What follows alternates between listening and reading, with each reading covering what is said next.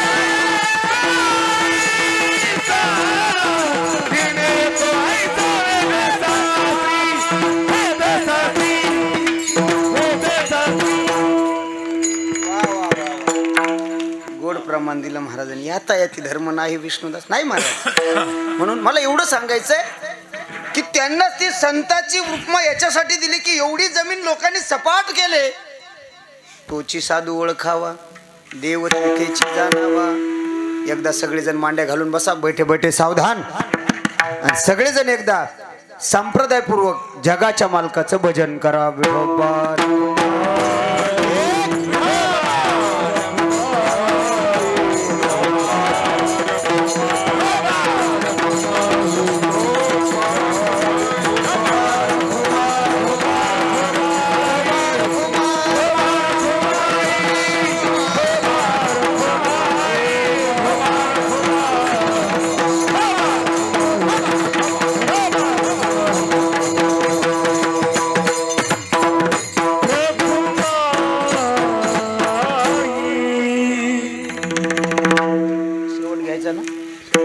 चरणाचा आपण भावार्थ बघितला. एक धावते वेगात 2 चरण सांगतो, शेवटचं चरण घेऊन शेवेला पूर्ण विराम. महाराज म्हणतात, मृदू सबाह्य नवनीत तैसे सज्जनाचे चित्त. सज्जनाचं चित्त कसं आहे? अरे जसं लोणी आहे ना, लोणी मुलायम असतं, मऊ असतं, आत बाहेर सारखं असतं ना, तसं सज्जनाचं चित्त आहे. चित्ताचा इम्पॅक्ट पडत असतो बरं. लहरी असतात, लहरी. आता थोडं 2 मिनिटं ऐका, फार गोडे. माझा वेळ खुणवतोय, घडी सुद्धा तुम्ही बरं झालं डोक्यावर लावली, नाही तर आम्हाला वेळच कळत नाही. कारण आमचं काम, माझं काम वघारासारखं, हिरवटीला लागलं की दुधाचा इसर पडतो. पण माझ्याकडे लक्ष द्या महाराज.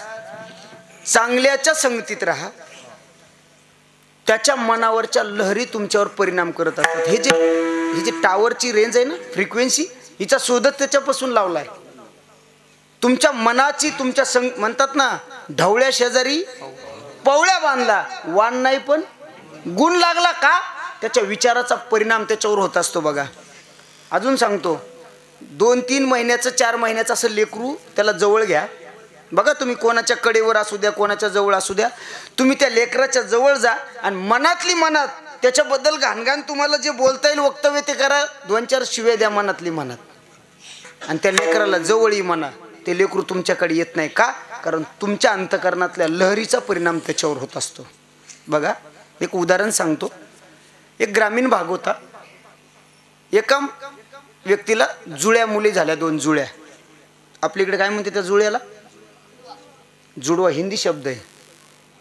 आवळ्या जावळ्या, हे खरं आहे. ऐका, आवळ्या जावळ्या. हा, मराठीत जुळ्या, हिंदीत जुडवा, इंग्लिश मध्ये ट्विन्स, गावरान भाषात आवळ्या जावळ्या. हा, आवळ्या जावळ्या 2 मुली झाल्या, दिसायला सारख्या आहेत, मायबापी हौशी होते, सारखेच मुलीला कपडे असायचे, वेण्याही सारख्याच असायच्या, दप्तर सारखं, रिबिन सारखं. महाराज ओळखू यायच्या नाही हो. शाळेत सुद्धा 2 जणी ओळखू नाही यायच्या. लहानाच्या मोठ्या झाल्या. ऐका, दोघीचंही लग्न एकाच मंडपात झालं. काय महाराज, कर्मधर्म संयोग, दोघीलाही मुलं एक सोबत झाली. पण त्याच्यातली एक जण, मुलगा 1-1.5 महिन्याचा झाला आणि एक जण मरण पावली. महाराज इकडे लक्ष द्या, एक जण मरण पावली. ही बातमी कळाली, सगळेजण आले, सगळेजण रडतायत. 10 बाय 10च्या खोलीमध्ये त्या माऊलीला बसवलं महाराज मांडी घालून. सगळेजण रडतायत. आई रडते आहे, माझा काळजाचा तुकडा गेला. बाप रडतोय. तालुक्यात चर्चा होती हो माझ्या 2 मुलीची. देवानं माझ्याकडून एक हिरावून नेली. भाऊ रडतोय, सगळेजण रडतायत.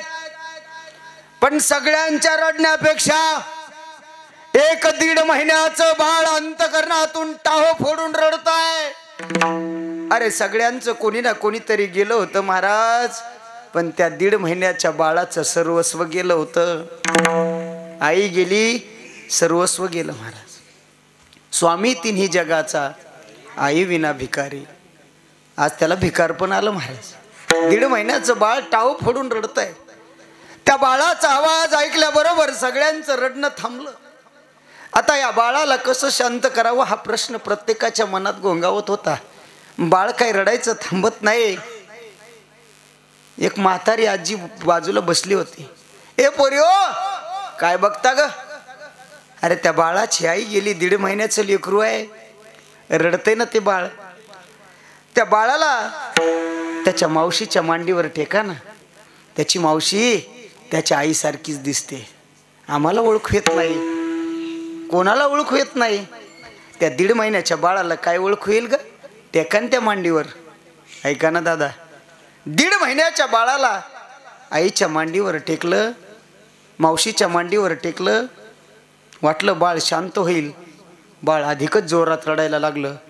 त्यावेळेस सगळ्या जणांनी महाराज विचार करायला लागले, अरे कोणालाच आई ओळखू, दोन्ही बहिणीतला फरक ओळखू येत नाही, पण पोराने आई आणि मावशीतला फरक ओळखला महाराज. आता कसं शांत करावं पोराला? ऐका ओ, वारकरी दादा तिथं होते. वारकऱ्यानं सांगितलं, ओ ताई माझं एक ऐकता का? बोला ना महाराज. अहो, त्या बाळाच्या आईला ज्या घरात बसवलंय ना भिंतीला टेकन देऊन, त्या 10 बाय 10च्या खोलीत एकदा पोराला घेऊन जाता. मांडीवर कसं टेकावं दादा त्या पोराला? एकदा घेऊन जा. 10 बाय 10च्या खोलीत त्या पोराला उचललं महाराज.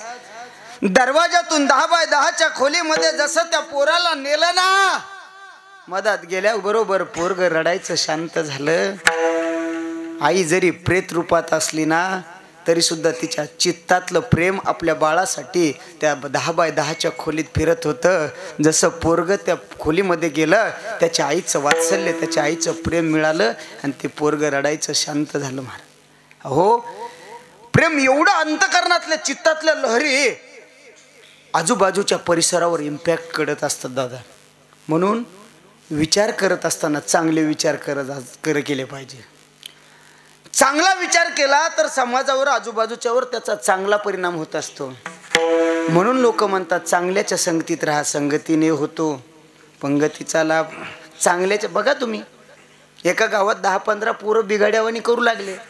लोकांनी एका महाराजाला गुत्तच दिलं, बाबा महाराज मंदिरात जा, 10-15 पोरायला सुधरवा. 15 दिवसानं लोकांनी जाऊन पाहिलं, पोरं सुधारले नाही, महाराज बिघाडा. त्यांच्या मनातल्या लहरी याच्यावर जास्त परिणाम करायला लागल्या. थोडक्यात काय इम्पॅक्ट होत असतो महाराज. म्हणून मृदू सभा येनवनीत तैसे सज्जनाचे चित्त, दया करणे जे पुत्राशी. अरे जेवढं प्रेम, गुरुनाम गुरु सगळ्यांना माहित आहे कथा भाग. मोतीराम महाराजांच्या जीवनातला प्रसंग आहे. पायाला जखम झाली होती दादा, मलम सुद्धा लावू दिला नाही जखमेला, त्याच्यामध्ये आळ्या झाल्या. आणि चालताना एक आळी जमिनीवर पडली. चालता चालता महाराज पाठीमागं आले, ती आळी उचलली, धोतरानं आळी साफ केली आणि परत जखमीवर टाकली. बाजूचा एक जण म्हटलं, ओ महाराज अहो पडली होती ना, कशाला उचलली? त्यानं सांगितलं, अरे असं काय बोलताय, ती जर खाली पडली आणि तिला जर खायला नाही मिळालं तर ती जगल कशी? अरे आपल्या पायातल्या आळीवर सुद्धा दया करतात ना, त्याला संत म्हणतात महाराज. दया करणे जे पुत्रास. अरे मग तेची दासा आणि दासी. अरे संत नौकरावर काय, किड्या मुंग्यावर सुद्धा तेवढं प्रेम करतात. म्हणून